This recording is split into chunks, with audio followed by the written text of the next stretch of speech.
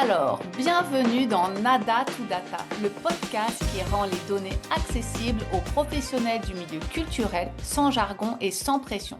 Que tu sois responsable marketing, billetterie, communication ou simplement curieux de découvrir comment les données peuvent transformer ton quotidien professionnel, tu es au bon endroit. Je suis Karine Ramani, consultante et formatrice en marketing numérique et analyse des données, spécialisée dans le secteur culturel. J'ai créé Nada to Data parce que je suis convaincue qu'on peut démarrer petit avec des actions ciblées et des outils accessibles. L'important, c'est de faire le premier pas. Et justement, transformer les données en action, c'est plus qu'un slogan pour moi. C'est un véritable mantra qui guide ma passion. Alors, pour illustrer cette approche, j'ai l'immense plaisir aujourd'hui d'accueillir Laetitia Pouy, ancienne chargée de la data et de l'expérience visiteur au musée d'Orsay et de l'Orangerie. Son poste, assez inédit dans le milieu muséal, combine l'analyse des données et l'amélioration du parcours visiteur de façon innovante. Alors, sans plus attendre, Laetitia, bienvenue dans Nada to Data. Pourrais-tu commencer par nous présenter brièvement ton parcours et nous expliquer comment tu es arrivé à occuper ce poste si particulier? Merci beaucoup Karine de me recevoir. Mon parcours, je suis diplômée d'école de commerce, j'ai un master en management culturel. À la suite de quoi, j'ai travaillé 6 ans en cabinet de conseil, d'abord dans du conseil en stratégie, spécialisé dans la culture et puis je me suis spécialisée petit à petit, dans les métiers de la connaissance, client, donc dans le secteur privé, donc les méthodologies, qualitatives, quantitatives qui permettent, aux entreprises et aux marques, de, connaître, leurs clients, leurs, comportements, leurs motivations, leurs usages et cetera. Au bout de 6 ans, il s'est trouvé que, les musées d'Orsay et de l'Orangerie, donc qui sont liés administrativement, c'est le même établissement public, ont, publié ce poste-là de chargé de la data et de l'expérience visiteur, où il y avait toute la partie, métier, donc sur la connaissance, des visiteurs, en utilisant les méthodologies que j'expérimentais, dans le conseil et qui alliait ça avec le secteur de la culture qui, moi, était, très cher à mon cœur. Donc c'est comme ça que j'ai rejoint, cet établissement sur ce poste qui était une création de poste et comme tu l'as dit, c'est, assez unique, je crois, dans le paysage, culturel d'avoir, déjà un poste, dédié à la data côté, métier, et de faire ce lien entre data et expérience visiteur. Alors, c'était assez nouveau au musée d'Orsay et de l'Orangerie. Moi, je me pose une question. Par quoi as-tu commencé? Tout est à construire. Comment as-tu défini ta feuille de route? Ça a été quoi les premières étapes? Oui, d'autant plus que, ce qui était particulier, c'est que j'ai pris mon poste, en 2020, donc à musée fermé, en plein covid, donc ce qui, m'a dégagé un petit peu de temps pour faire un travail de fond et donc la première chose que j'ai essayé de faire, c'est, de reconstituer le parcours visiteur par étape et de me dire, pour chaque étape: «Qu'est-ce que je sais et où est cette information?» Par exemple, mon visiteur, il souhaite venir au musée d'Orsay, disons qu'il se renseigne sur le site internet. Ben, là, ma source d'information, c'est les analytics du site internet et je vais voir qu'est-ce que je peux avoir sur cette source-là. Ensuite, disons qu'il achète, son billet pour venir à une date précise. Ben là, mon information, elle est dans mon logiciel de billetterie. Je peux y voir telle information. Disons qu'ensuite, il vient au musée, il se place dans la file d'attente. Bah, là, on a un outil, pour mesurer, l'attente dans la file d'attente, qui est un outil qui s'appelle Affluence, qui donne un certain nombre de données. Ensuite, disons qu'il, passe au vestiaire. Bah, là, sur le vestiaire, je me rends compte que, j'ai pas de données, de comptage. Ce que j'ai, c'est par, l'Observatoire des publics, une interrogation, directe de nos visiteurs. On leur demande, s'ils sont passés au vestiaire et s'ils ont été, satisfaits de leur expérience. Donc je vais pas dérouler tout le parcours parce que ce serait un peu long, mais on voit bien que, pour chaque étape, on a, une ou des sources de données, et un certain nombre de choses, qu'on sait. À partir de là, il y a 2 constats. Le premier, c'est que la connaissance, elle est éparpillée. Il y en a partout, dans plein d'outils différents. Et l'autre chose, c'est que chaque outil donne un certain type d'information, mais a aussi des points aveugles. C'est-à-dire que, je reprends l'exemple de la file d'attente. Donc, l'outil Affluence nous dit, en moyenne, les gens ont attendu un quart d'heure, une demi-heure, 45 minutes au pire. Mais en fait, ça ne nous donne pas vraiment d'indication sur l'expérience vécue et le ressenti. C'est-à-dire qu'attendre 30 minutes sous la pluie ou sous un soleil de plomb, c'est pas la même chose. Voilà. Donc la donnée ne fait pas tout. Enfin, chaque outil pris individuellement n'est pas capable de nous donner une vision très très juste et complète de l'expérience vécue par les visiteurs, d'où l'intérêt de combiner les approches, combiner les méthodes. Donc par exemple, Affluence nous permet d'avoir une vision très juste de la durée d'attente, mais sur le ressenti, la perception de cette attente, c'est plutôt notre observatoire des publics et l'interrogation directe des visiteurs qui va être informative. Donc Ce voilà, que c'est j'entends là, c'est que tu mixes en fait plusieurs sources pour mettre de l'intelligence là-dessus. Parce qu'en fait, ta data en tant que telle, elle te dit rien. C'est toi en tant que chargé de la data et de l'expérience utilisateur qui va faire du lien avec ces données et en tirer quelque chose. exactement, et notamment pour prioriser les actions à mener, on va avoir une échelle de criticité, enfin une échelle de fréquence qui peut être informée par la donnée et une échelle de criticité, à savoir est-ce que c'est très perturbant pour les visiteurs ou non.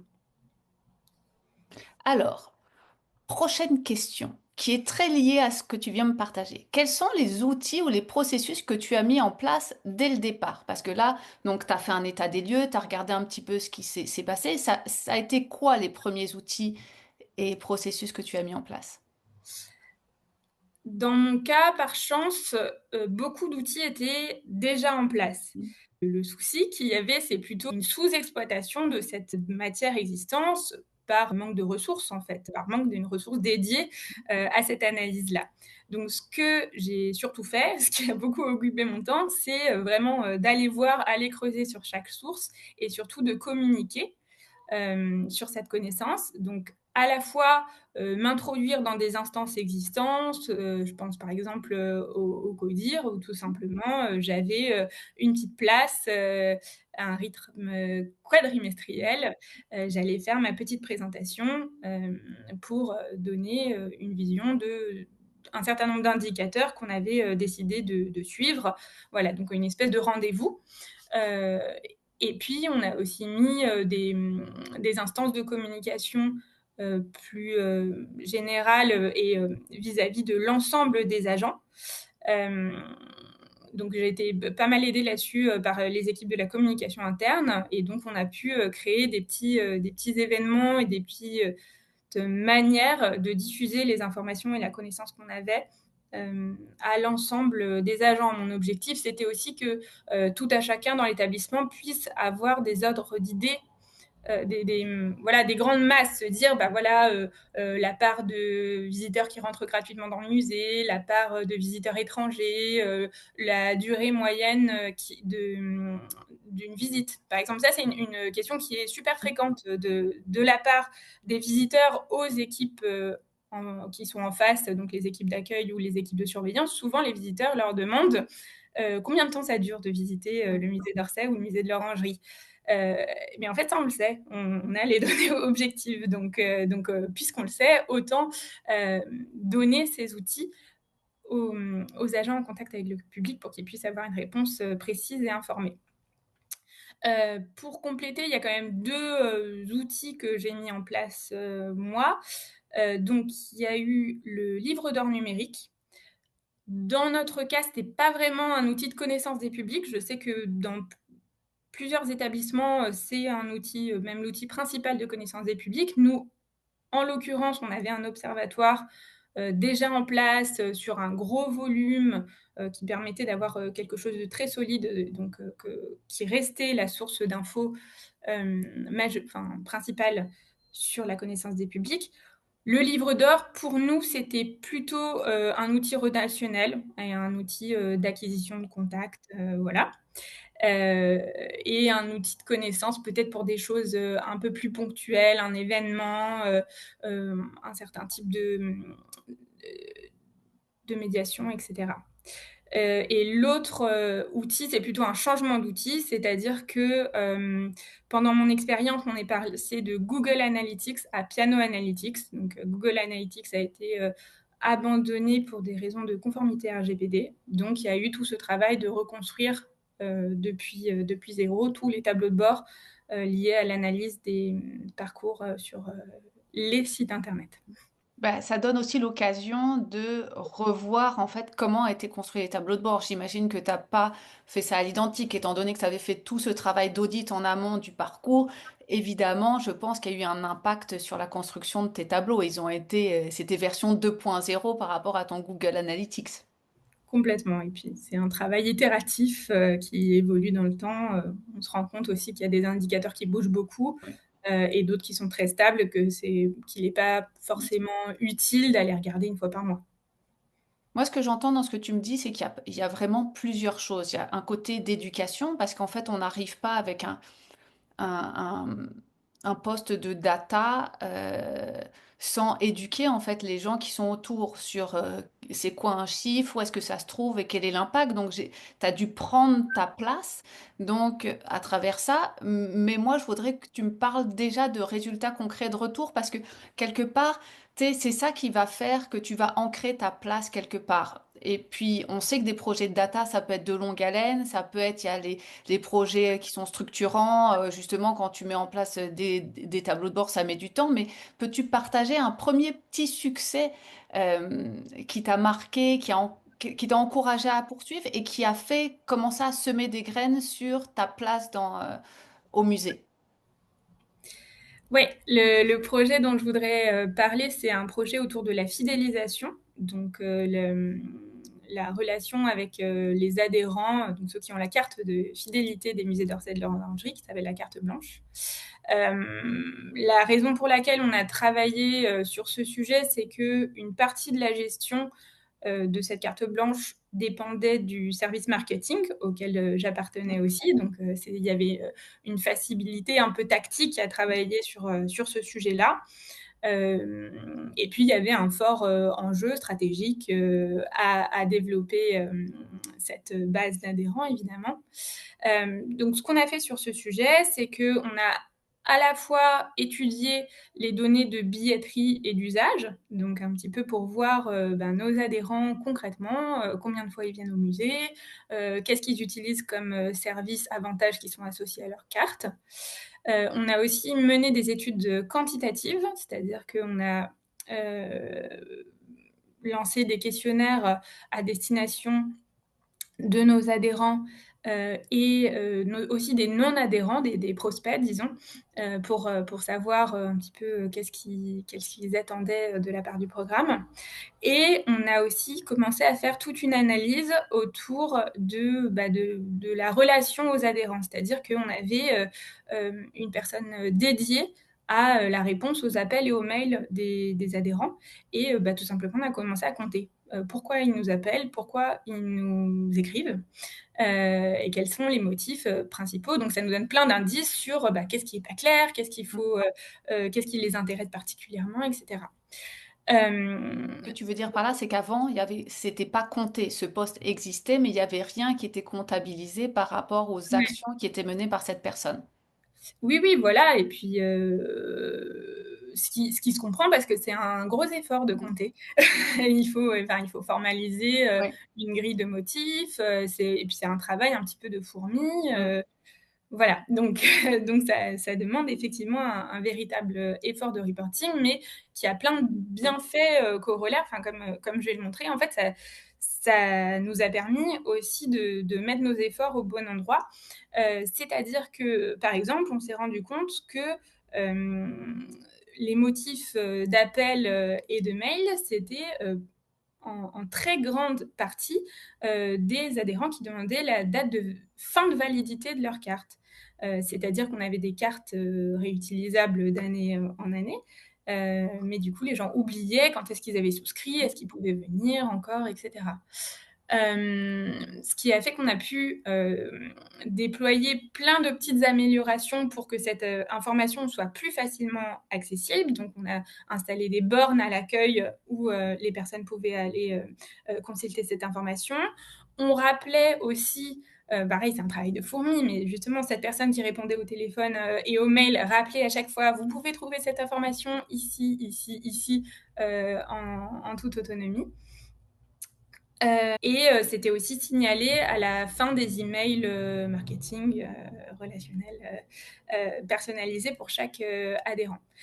Donc voilà, c'est un exemple de petite amélioration, mais qui aussi a des bénéfices pour l'interne, puisque ça libérait du temps de travail à plus forte valeur ajoutée pour les personnes en charge de la relation aux adhérents. L'autre chose qu'on a mise en place, qui a été mise en place depuis, c'est donc la validité de 2 ans de cette carte d'adhérent, puisqu'on s'est rendu compte en analysant les données qu'il y avait une fidélité extrême, un taux de renouvellement d'année en année des adhérents qui était énorme. Donc finalement, il y a une vraie demande vis-à-vis de cette adhésion de 2 ans. Et enfin, on a un petit peu repositionné les avantages qui étaient offerts à nos adhérents. C'est-à-dire qu'on s'est rendu compte que l'aspect financier était quasiment pas le plus important, disons, pour les gens. Il y a même, on s'est rendu compte, il y a des adhérents qui viennent pratiquement pas, en fait, au musée de manière étonnante, ou qui qui ne profitent pas vraiment de tous les avantages financiers auxquels ils ont droit, c'est-à-dire des réductions sur les restaurants, sur les boutiques, etc. En revanche, ce qui les intéresse et les intéresse plus que tout, c'est de participer à des événements un petit peu exclusifs, un petit peu faits pour eux, voir les coulisses, voir en avant-première, voilà, toute cette notion d'exclusivité. On s'est rendu compte que c'est ça qui avait de la valeur. Évidemment, ça demande énormément de travail aussi pour les équipes, mais au moins, c'est mettre ses efforts au bon endroit à, à, à des réalisations qui vraiment intéressent les usagers et améliorent leur expérience. Parce que c'est de l'énergie, hein, on en parlait, c'est de l'énergie d'aller développer des partenariats pour avoir des réductions. Donc si toute cette énergie, elle n'a pas un impact sur la relation que tu as avec tes adhérents ou qu'ils en bénéficient pas, ça sert à rien d'aller mettre cette énergie-là. Voilà. Et donc, de fait, pour conclure, entre 2019 et aujourd'hui, 2024, on a doublé le nombre d'adhérents à la carte blanche. Donc, ça montre que tous ces efforts n'ont pas Ça été... paye. Voilà. Oui, j'aime du quantitatif, du quantitatif. C'est Un, magnifique. info vérifiée il y a 1 heure. Ah, merci, merci. En fait, ce que je trouve quand même fascinant, c'est quand je suis partie de ma question petit, me partager un petit succès. C'est un chantier conséquent, mais centralisé. En fait, c'est de voir qu'en analysant uniquement des comportements au niveau des adhérents, il y a beaucoup d'actions qui ont pu mettre en place avec un fort impact derrière. Et c'est ça que je trouve hyper intéressant dans ce que tu partages. Oui, c'est surtout, je pense que c'est un des projets qui a permis de crédibiliser la démarche et de voir aussi, c'est un projet qui était en partie au service marketing et en partie dans la direction dédiée au public. Et donc, ça a permis aussi un certain alignement et de faire se rencontrer et de se baser sur des données objectives pour travailler versus les ressentis de tout un chacun qui peuvent être variables, quoi. Effectivement, c'est super intéressant ce que tu dis. C'est comme un ciment entre les équipes, quelque part. Et moi, j'ai encore une petite question. Bah, j'ai des tonnes de questions à te poser. Qu'est-ce qui a le plus surpris tes collègues ou la direction, justement, dans ces premiers résultats? Sur cette thématique de la fidélisation, il y a la première chose dont j'ai parlé tout à l'heure, c'est que les données d'usage nous disent que finalement, il y en a qui utilisent, quasiment pas la carte. C'est Ouais. quasiment du mécénat, en fait, un petit peu, une autre manière, Ouais. de soutenir, d'apporter son soutien au musée. Il y a des gens qui habitent à l'étranger et qui prennent quand même leur carte. On s'est aussi rendu compte, d'usages, détournés de la carte, des données de passage, 15 fois par jour, donc qui, ont été recadrés, depuis, mais qui, probablement étaient un usage, détourné, de la carte blanche. Hem Et sur la partie, enquête, vis-à-vis des publics, ce que ça vis-à-vis des adhérents, ce que ça a apporté, je trouve, ça a rappelé, en fait, quelque chose qu'on avait un petit peu oublié. C'est-à-dire que ce public d'adhérents, il était un peu perçu comme un public exigeant, un peu difficile, Mmh. en termes de relations. Et ça nous a permis de vraiment rappeler que en fait, ces adhérents, c'est des amoureux du musée, c'est des ambassadeurs, il y a eu un super taux de retour, par Mmh. exemple. Cette enquête, on a eu, je crois, 1 500, répondants, ce qui est énorme. Hem, donc ça nous a aussi, voilà, permis de nous reconnecter un Mmh. petit peu, à ce qu'il y a de super positif dans le fait de pouvoir se reposer sur cette base, d'adhérents fidèles. En fait, ce que je trouve hyper intéressant, c'est comme toi, je suis quand même fan de données, hein, c'est pour ça que le podcast s'appelle Nada to Data. C'est de voir à quel point on va humaniser les données. En fait, c'est la donnée te permet de recréer de la relation, d'enrichir la relation existante. Donc, on est vraiment on est dans quelque chose de très humain derrière tout ça. Et ça, je trouve ça fabuleux. Oui, je pense que pour, l'engagement des Ouais. équipes, c'est, indispensable. On séduira personne avec un tableau de bord, enfin voilà, sans la petite touche, d'humanité derrière, on aura beaucoup, beaucoup de mal, à embarquer tout le monde. Ah, c'est certain, hein. Je veux dire, un tableau de bord, c'est, il se passe pas souvent grand-chose avec un tableau de bord. Euh, j'aimerais qu'on creuse un petit peu plus. On a un peu parlé de l'interne, de l'interaction avec tes collègues. Est-ce que certaines équipes ont d'emblée adhéré à tes idées ou tu as dû en convaincre certaines ou comment ça s'est passé au niveau de l'adoption de ce que tu présentais? Il y a des équipes avec qui, l'affinité est assez naturelle avec les données. Je pense, par exemple à l'équipe, qui s'occupe du numérique. Mhm. Voilà, il y a aussi, oui, une affinité technique, Mhm. disons, qui fait que la collaboration est très facile et on est en co-construction. Moi, j'ai eu la chance, que le sujet se pose pas vraiment en termes d'équipe, le sujet s'est posé en termes de personnes. J'ai pu vraiment, trouver des relais dans chaque équipe, y compris, médiation, conservation, communication, enfin voilà, un peu partout, Ouais. des personnes qui étaient, sensibles à ma cause, qui étaient intéressées, par, ben, d'une part avoir des, données objectives sur Mhm. lesquelles se reposer, sur lesquelles, aussi avec lesquelles ils pouvaient valoriser leur travail aussi. C'est beaucoup ça que j'ai fait valoir. Et d'autre part, qui étaient intéressés, par, le retour objectif des publics sur, ce qu'ils proposaient. Donc voilà, moi j'ai eu la chance de pouvoir, m'appuyer sur, des personnes relais un petit peu partout dans l'organisation, ce qui a vraiment facilité, le travail. Bah, c'est fabuleux parce qu'après, comme tu dis, c'est des ambassadeurs, ils sont capables de prêcher, puis aussi de faire de l'éducation dans leurs propres équipes pour les amener petit à petit vers toi, quoi. Voilà, et donc tout l'enjeu, c'est, de convaincre tout le monde que c'est facile, quoi. De dire, c'est on va faire quelque chose, Ouais. ça va être très facile, ça va pas vous demander beaucoup d'efforts, ça va pas vous demander beaucoup de temps, je vais m'en charger.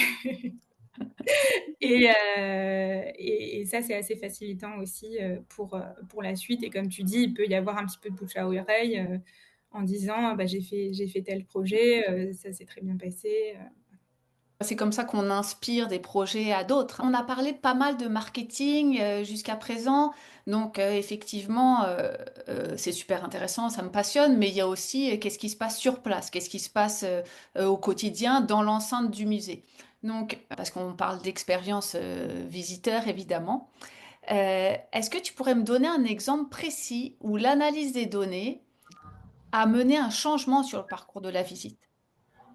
Oui, alors, ce que c'est assez, difficile à informer, ce sujet du parcours physique Mmh. à l'intérieur, Mmh. du musée, d'autant plus que, le musée comme d'Orsay, comme le musée de l'Orangerie, ils sont un peu tarabiscotés, donc et il y a du flux, il y a Mmh. beaucoup de monde, donc c'est un sujet, qu'on a eu du mal, honnêtement, à informer, très précisément. On a testé plein de choses.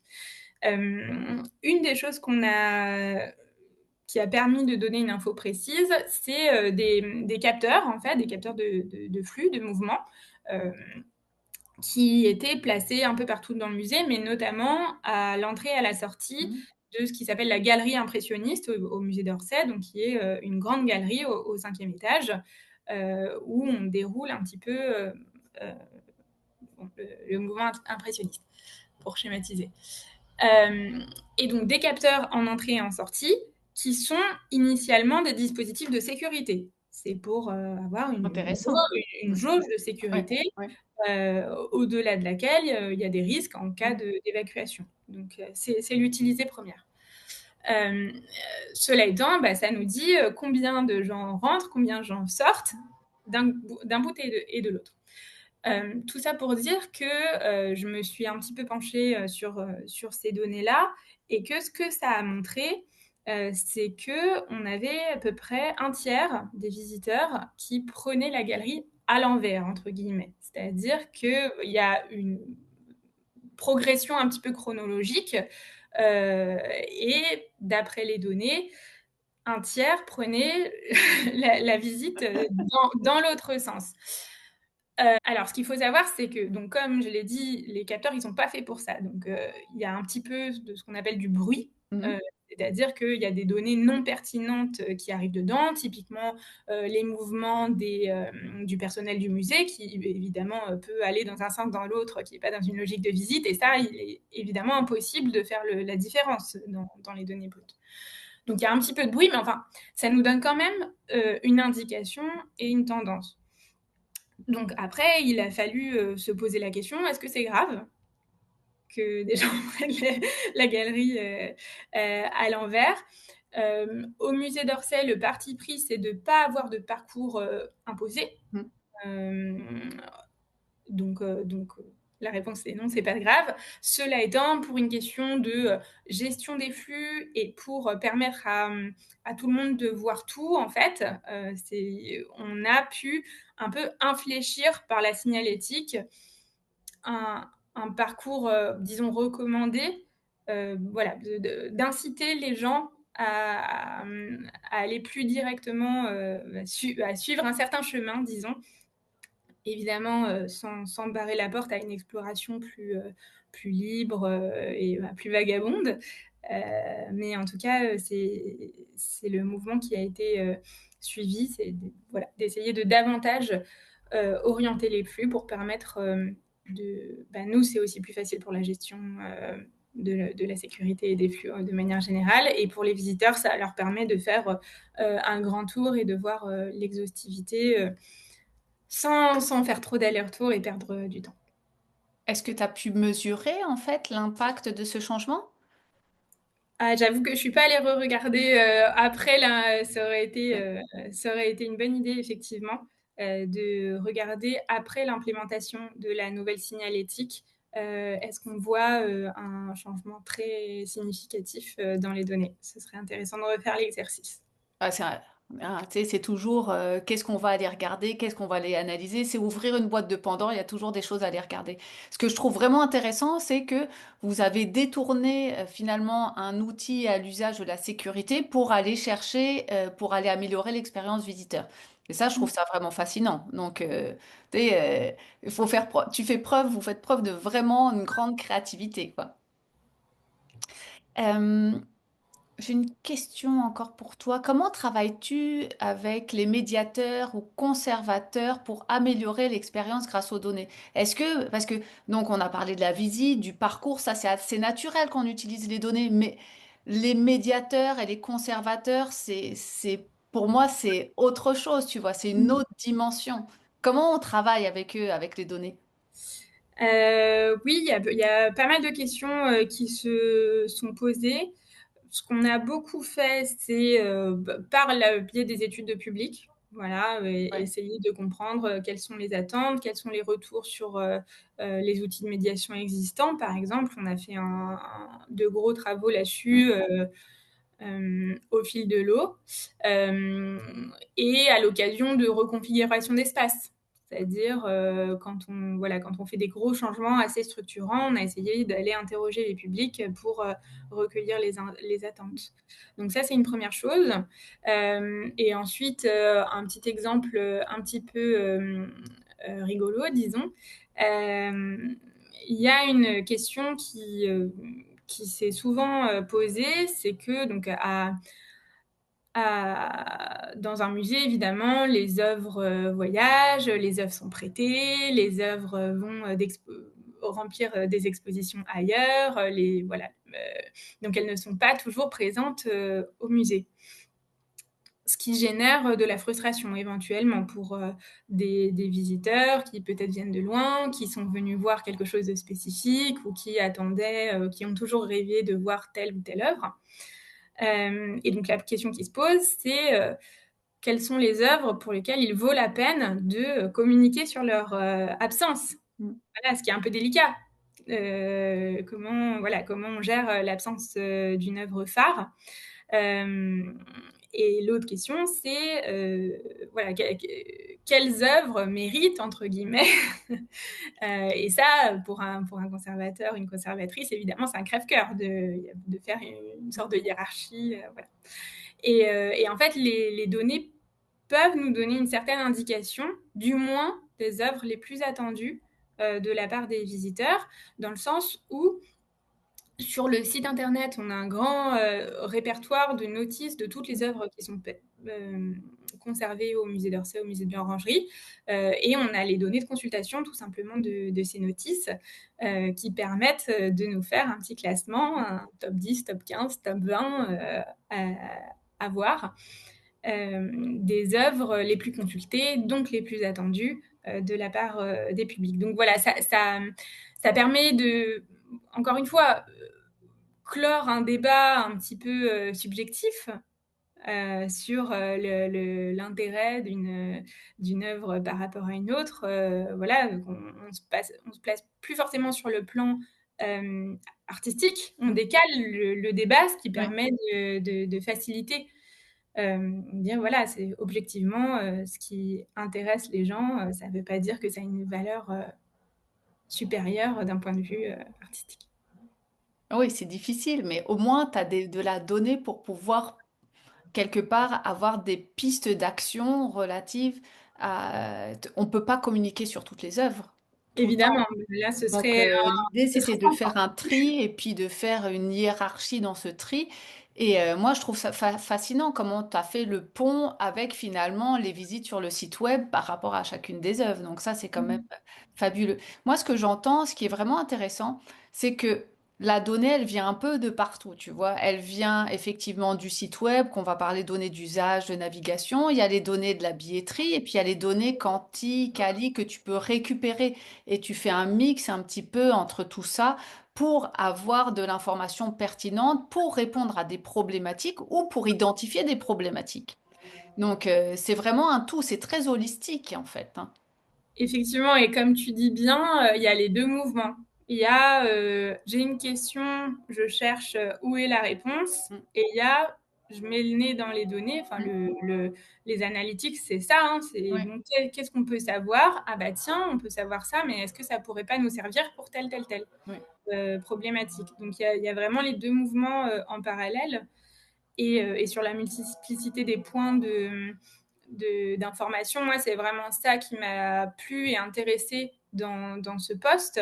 Et ce pourquoi je l'ai rejoint, c'est parce que c'est vrai que de mon expérience de conseil, je voyais que parfois, on nous demandait d'informer des sujets, notamment par des interrogations des visiteurs, et où je me disais, bon, ça doit quand même être écrit quelque part, enfin, ça doit être dans les données, ça. Donc là, c'était un vrai Mm. confort, de pouvoir, solliciter un petit peu, aller taper à toutes les portes, pour retrouver, les données les plus pertinentes, par rapport à la problématique étudiée. C'était un vrai confort, ouais.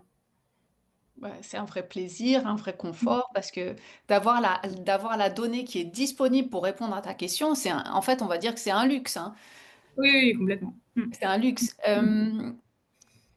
On a parlé de médiation, de conservation. Maintenant, j'aimerais parler un peu, c'est quoi les bénéfices concrets pour le public? Avec quoi? Enfin, bon, le but quand même, c'est effectivement d'améliorer leur expérience visiteur, mais est-ce que tu as un exemple d'amélioration de l'accueil, de la signalétique ou de la programmation rendue possible par le data?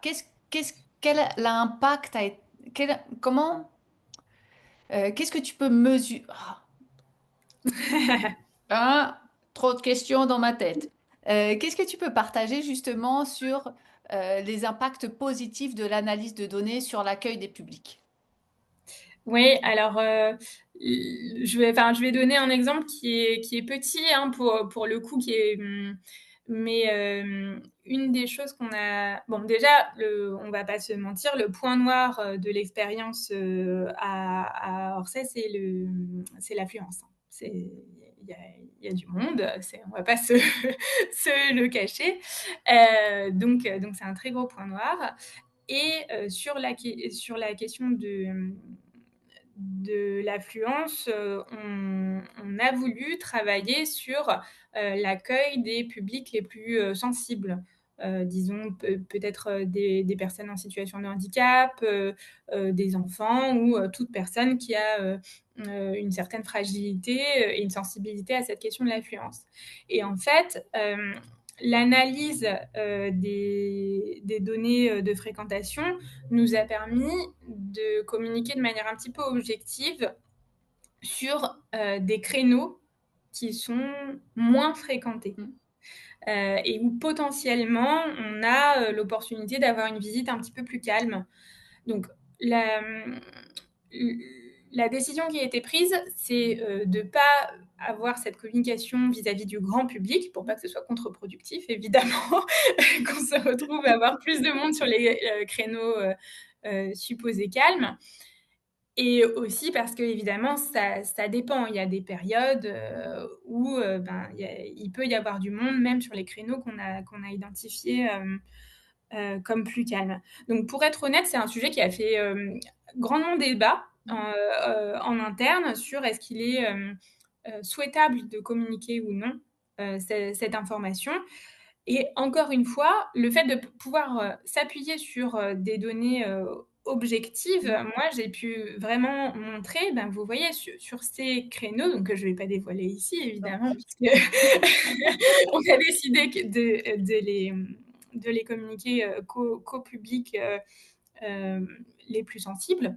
Hem, mais en tout cas, on a pu montrer que sur une analyse d'une longue période, il y a des différences significatives sur certains créneaux qui sont, objectivement, moins denses en termes de fréquentation.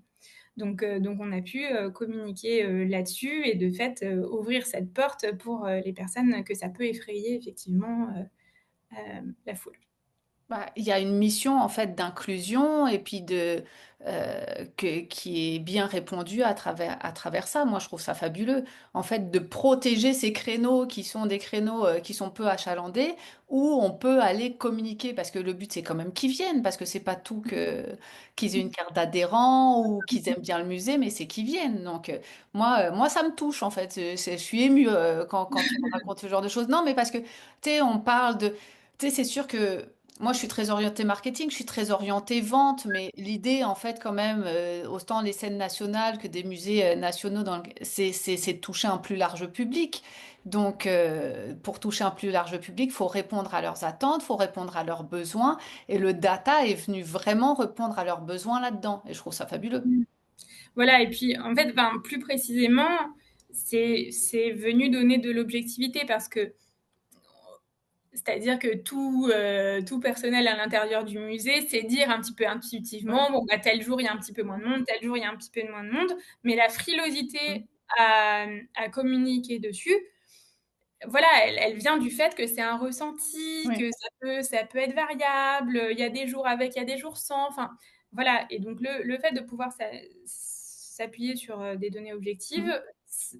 ça voilà, ça a permis de débloquer un petit peu quelque chose et Est-ce de que passer le moi mode de j'ai communiquer. une question pour toi. Est-ce que la data a confirmé le ressenti?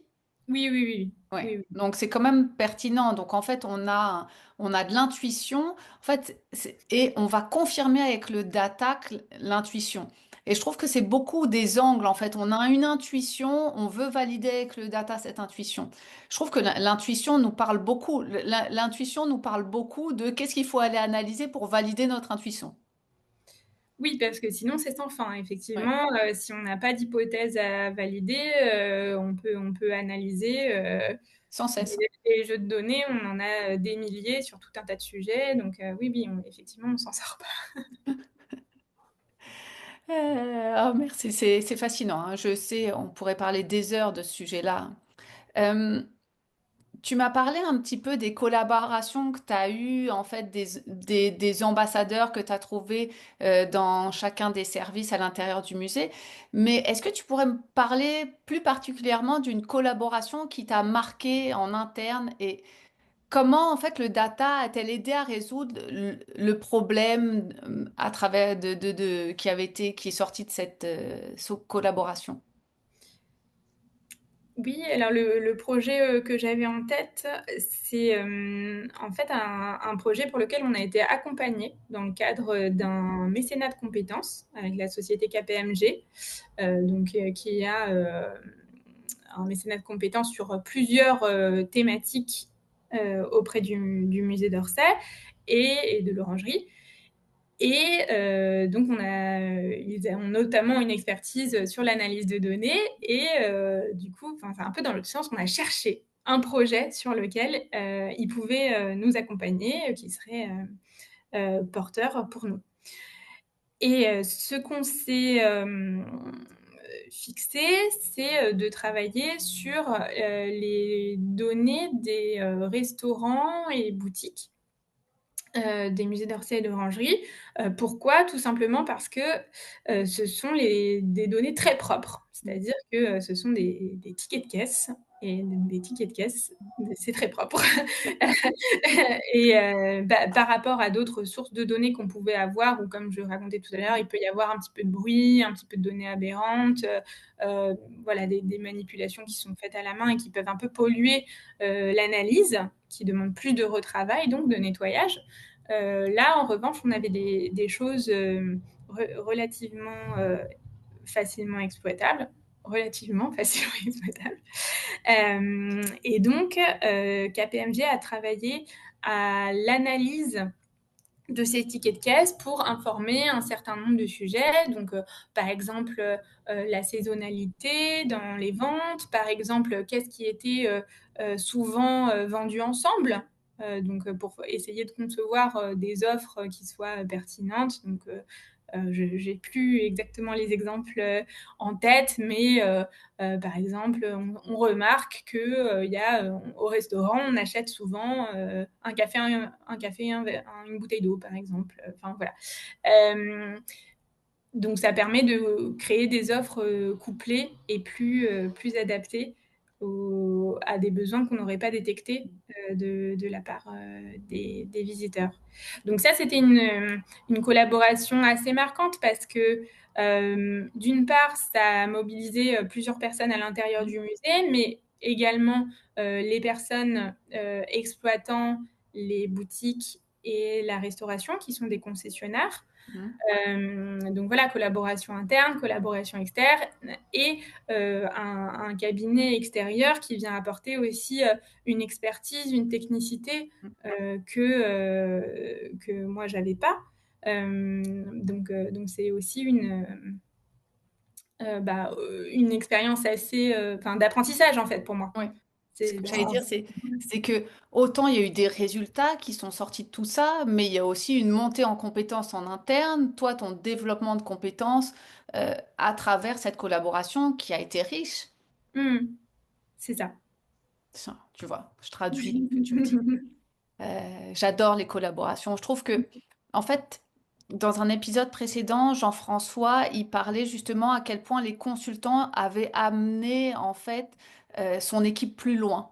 Donc en fait, ça fait écho un petit peu à ce que tu dis. On arrive bientôt à la fin de notre entretien. Euh, En fait, tu m'as raconté plein de choses, mais tu vois, en fait, on en parlait au tout début. Ton poste, il a été assez innovant dans le milieu muséal, et puis je pense qu'il est assez innovant dans le milieu culturel, en général. Euh, Si un musée voulait créer le même type de poste, en fait, si tu avais un conseil à lui donner, par quoi il devrait commencer? Ce que j'ai observé, j'entends un petit écho. Il y a pas d'écho de ton côté? Non, ça va mieux là. Ok. Donc, ce que j'ai observé dans mon expérience, c'est que un très gros enjeu auquel je me suis confrontée, c'est l'enjeu de la qualité de la donnée. Ouais.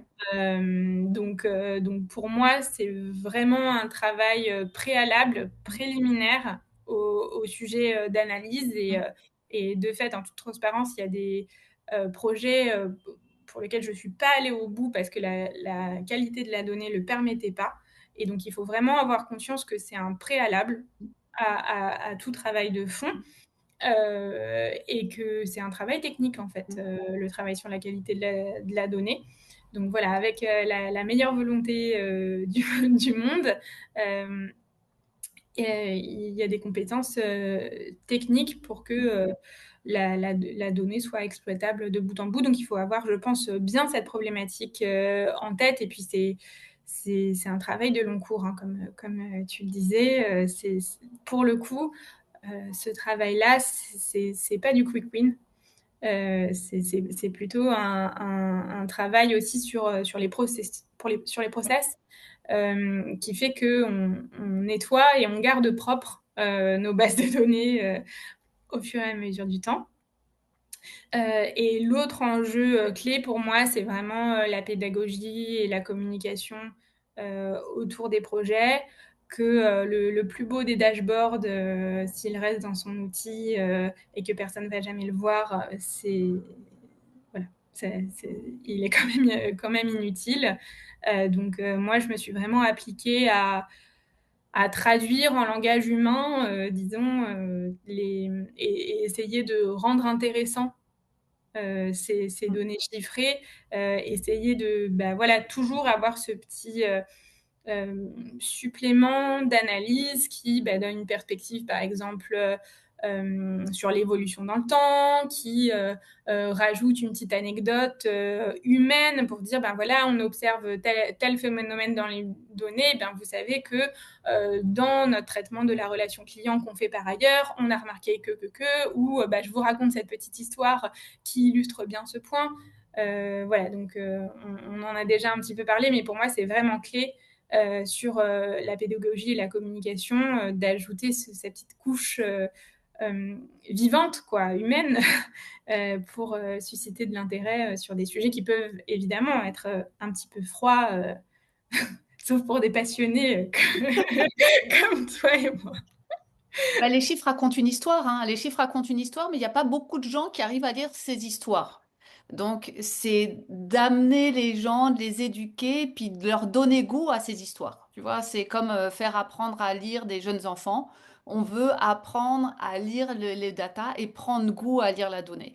Et puis, pour rebondir sur le premier élément, qui est effectivement la nature de la donnée, la qualité de la donnée, on s'entend que si on a envie d'aller pousser des analyses, il faut qu'en amont, quand on structure ces outils, il faut que la qualité soit bonne, c'est-à-dire garbage in, garbage out, tout ce qu'on va rentrer, c'est tout ce qui va ressortir. Donc, je le dis souvent, hein, dans des fichiers de billetterie, si on n'a pas toutes les colonnes dont on a besoin en amont, on les aura pas en sortie par la suite pour faire de bonnes analyses. Donc, oui, tes conseils sont hyper pertinents, quoi. Ah, c'était un plaisir de te parler, en tout cas, Laetitia. Voilà ce qui conclut cet épisode. Un grand merci, hein. Merci beaucoup, hein. On a Merci à réussi à toi. garder ça concis pour ce partage captivant et éclairant. Grâce à son expérience, nous avons découvert comment transformer les données en actions concrètes peut véritablement modifier le quotidien d'une institution culturelle. J'espère que cet échange t'a apporté des éléments clés et semé quelques graines pour tes projets. Je te rappelle que l'essentiel, c'est de poser des premiers pas. Il n'est pas nécessaire de tout révolutionner d'un coup. Laetitia, elle est arrivée, elle a mis des choses en place, il s'est passé 3 ans, et là, c'est une rétrospective de toutes ces années. Alors, si cet épisode t'a plu, abonne-toi pour ne rien manquer et partage-le avec un ou une de tes collègues qui pourraient être intéressés. Dans notre prochain épisode, on va reparler de ce qu'a dit Laetitia. Je t'aiderai à poser les bases d'une réflexion sur l'utilisation de tes données pour que tu puisses à ton tour initier des actions concrètes inspirées par l'expérience de Laetitia. Alors, merci de m'avoir écouté et à très bientôt pour un nouvel épisode de Nada to Data.